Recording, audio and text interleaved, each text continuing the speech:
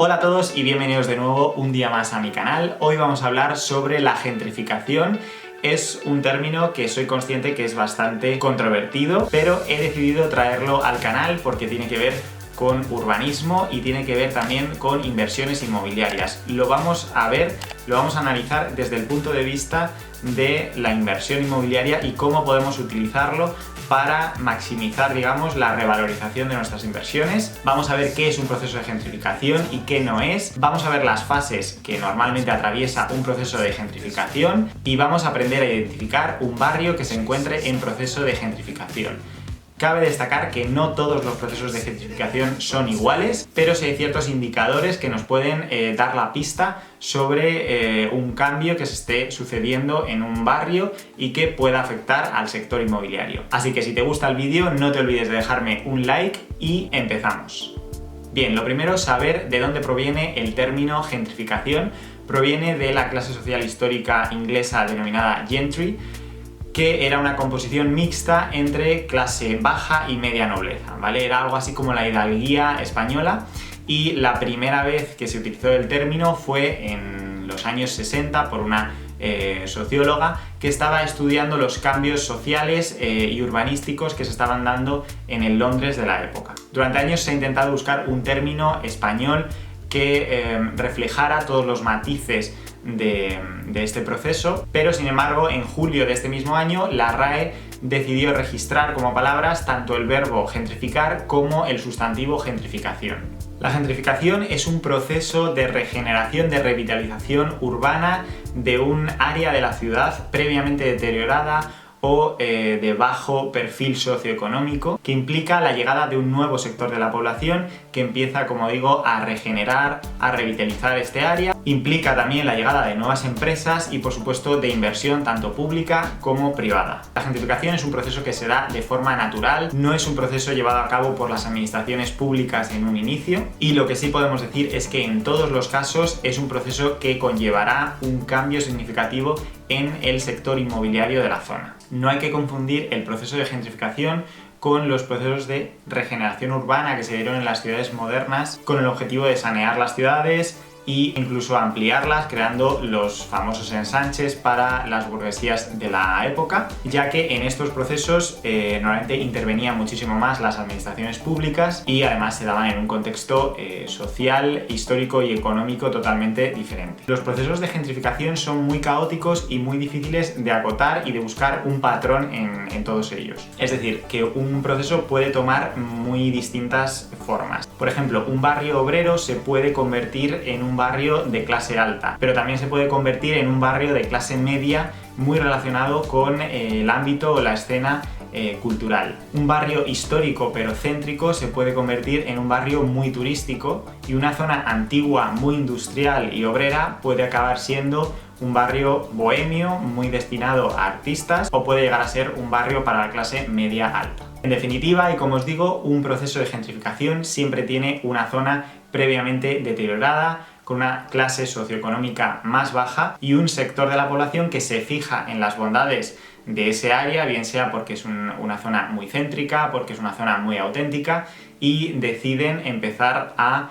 poblar ese barrio. Y esto es lo que sucede en la primera fase, la fase de descubrimiento. Aquí es cuando normalmente los artistas y los profesionales más creativos o más bohemios empiezan a interesarse por esta zona de la ciudad porque por una parte le ven un atractivo por la autenticidad de la zona, pero también una buena relación calidad-precio. Buscan espacios económicos y a la vez auténticos que fomenten su creatividad. Normalmente estos primeros residentes empiezan a transformar algunos espacios olvidados en talleres, residencias de artistas o en estudios de arte, y a medida que esta comunidad florece se empiezan a impulsar microeconomías muy locales que tienen que ver con eventos culturales que empiezan a atraer a una audiencia un poquito más amplia. Aquí es cuando empieza a haber galerías, mercados de arte, pequeñas empresas locales que se empiezan a instalar en este barrio y poco a poco contribuyen a la revitalización de este área. La segunda fase es la fase de inversión. Aquí es cuando la transformación comienza a ser más visible para un público mayor. Y es que con el tiempo, y aquí pueden transcurrir años, el barrio empieza a ser más interesante para un público más amplio y los inversores se fijan en ello y empiezan a ver el potencial de desarrollo y de crecimiento de la zona y empiezan a invertir en la restauración de construcciones, de edificaciones, empieza a generarse obra nueva y también se empiezan a crear espacios públicos más atractivos. Por ejemplo, es el caso en Madrid del mercado de Puerta del Ángel. Era un antiguo mercado simplemente para ir a comprar comida que con los años se ha ido transformando hasta que ahora empieza a ser un mercado donde ir a tomar algo. En esta etapa ya es visible la transformación física de la zona y es cuando un mayor número de empresas empiezan a llegar al barrio. Estas empresas pues pueden ser desde boutiques de diseño hasta cafeterías artesanales, etc. Aquí los precios del mercado inmobiliario ya empiezan a tener una tendencia alcista. Hay que decir que ciertas empresas hacen muy bien esto de analizar qué zonas van a seguir subiendo o van a mejorar en el futuro.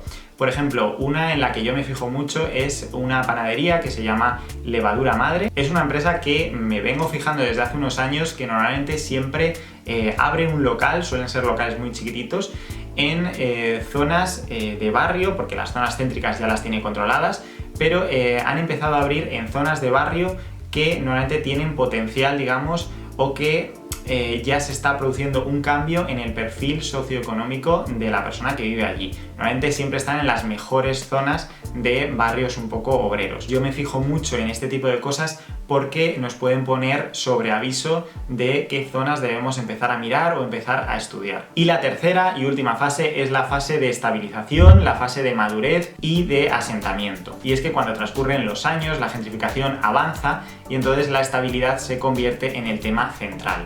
Aquí es cuando los precios de la vivienda normalmente empiezan a alcanzar su punto máximo, empiezan a estabilizarse, no se mueven tanto y la comunidad se asienta. En este caso las inversiones tienen más que ver con la consolidación y mejora de las condiciones de vida en este área, con temas como por ejemplo la educación, la salud o los espacios públicos recreativos. Además también se intenta preservar la autenticidad que atrajo a los primeros residentes. En este momento es común ver cómo las primeras empresas que llegaron en la primera y segunda etapa empiezan a estabilizarse y coexisten con establecimientos, con locales mucho más históricos que llevan generación tras generación, como pueden ser restaurantes, por ejemplo, bares, cafeterías, que llevan toda la vida en el barrio. Ahora bien, para identificar un barrio en gentrificación y poder aprovecharnos de la oportunidad de revalorización de un activo inmobiliario en esta zona, es crucial contar con datos objetivos que nos permitan analizar y ver el cambio de una forma más objetiva. Los indicadores más importantes que podemos analizar en este sentido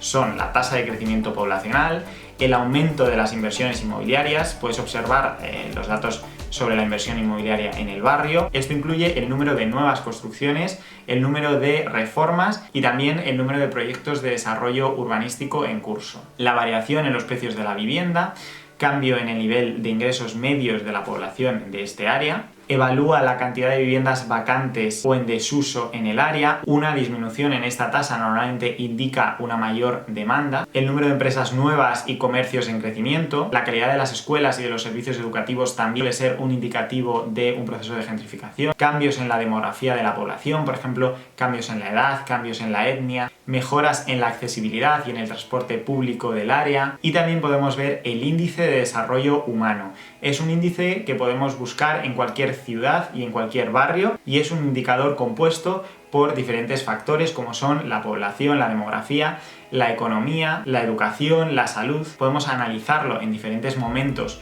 en diferentes años y podemos ver la evolución que está tomando una determinada zona dentro de un distrito. Para encontrarlo, por ejemplo, en la ciudad de Madrid, nos vamos a esta página que os dejaré abajo en la caja de descripción. Podemos ver los datos sociodemográficos de este índice, como vemos en los diferentes años, ¿vale? Yo me he descargado el fichero de 2022, que lo tenemos aquí, y como vemos, pues es un Excel bastante completo, cada año lo van completando un poco más, donde abajo tenemos una pestaña por cada distrito. Yo me he ido, por ejemplo, al distrito de Puente de Vallecas, y aquí tenemos los datos de la ciudad de Madrid, del distrito de Puente de Vallecas y después de cada uno de los barrios que componen este distrito. A la izquierda tenemos los distintos capítulos que nos da este panel, este indicador. Por ejemplo, tenemos datos sobre la población del distrito, sobre características generales, hectáreas, densidad, tenemos estructura de los hogares, tamaño medio, datos sobre la pirámide poblacional. Tenemos indicadores económicos como es la renta media anual de los hogares. Esta está a fecha de 2018, hay que decir. Tenemos también la renta disponible per cápita, indicadores de desempleo, educación. Por ejemplo, en el 1.10 tenemos datos sobre la vivienda, el número de inmuebles de uso residencial, la superficie media construida, el año medio de construcción de las edificaciones de uso residencial, en este caso para el distrito de Puente de Vallecas es de 1975. Podemos ver también datos sobre la seguridad de la zona. En definitiva, hay muchísimos datos que nos pueden ayudar a analizar si ha habido un cambio en los últimos años, en la tendencia de los últimos años de un determinado distrito o de un determinado barrio de la ciudad.